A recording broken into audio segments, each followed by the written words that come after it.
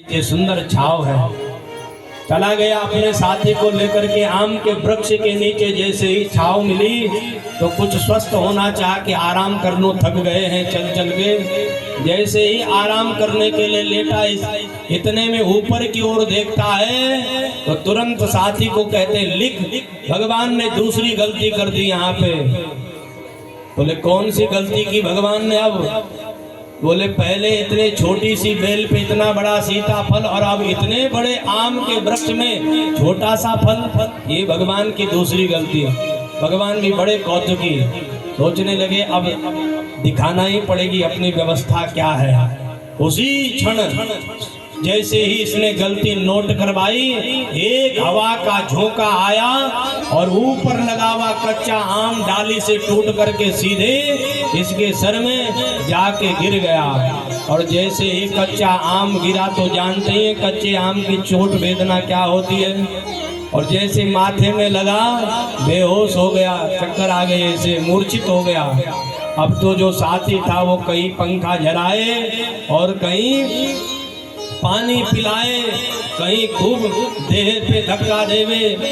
बहुत प्रयत्न किया पर इसे चेत नहीं आई। थोड़ी देर बाद जब अपने आप इसे चेतना आई तो अपने साथी को कहते हैं कि भैया भगवान जो किया है भगवान ने सब अच्छा किया है। बोले क्यों, क्या हो गया? बोले सबसे पहले जो हमने गलतियां लिखी थी उसे मिटा दे। बोले अरे क्यों? बोले अगर भगवान ने इस प्रकार की व्यवस्था नहीं की होती तो छोटे से आम की वेदना से मैं मूर्छित हो गया। यदि वो सीताफल इतने बड़े वृक्ष में लगा रहता तो मैं तो मर ही जाता। तो कहने का भाव माताओं ये है कि भगवान जो करते हैं सब अच्छा करते हैं। दृष्टांत के माध्यम से समझे। एक बार एक महाराज अपने मंत्री को लेकर वन में जा रहे थे हिंसा करने के लिए। उससे पहले अपने अस्त्र शस्त्रों को व्यवस्थित कर रहे थे। महाराज जैसे ही बाण के नोक वो व्यवस्थित कर रहे थे, उसे नुकीला कर रहे थे, इतने में शस्त्र इनके हाथों में लग गया और इनकी उंगली जरा सी कट गए, रक्त सिंचित होने लगा। बगल में मंत्री देख करके हंसने लगा और साथ में कहने लगा भगवान जो करते हैं अच्छे के लिए करते हैं।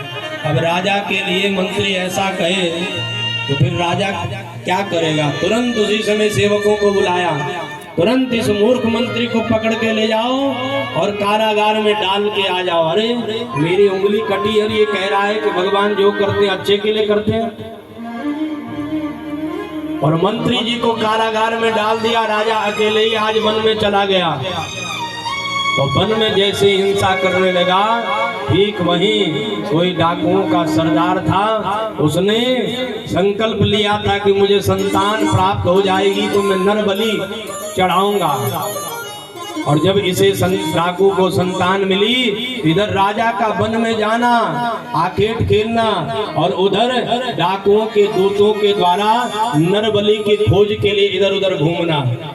अब डाकुओं के दूतों ने जैसे ही देखा इस राजा को तो पकड़ लिया बलि के लिए, ले गए खूब प्रेम से इसे।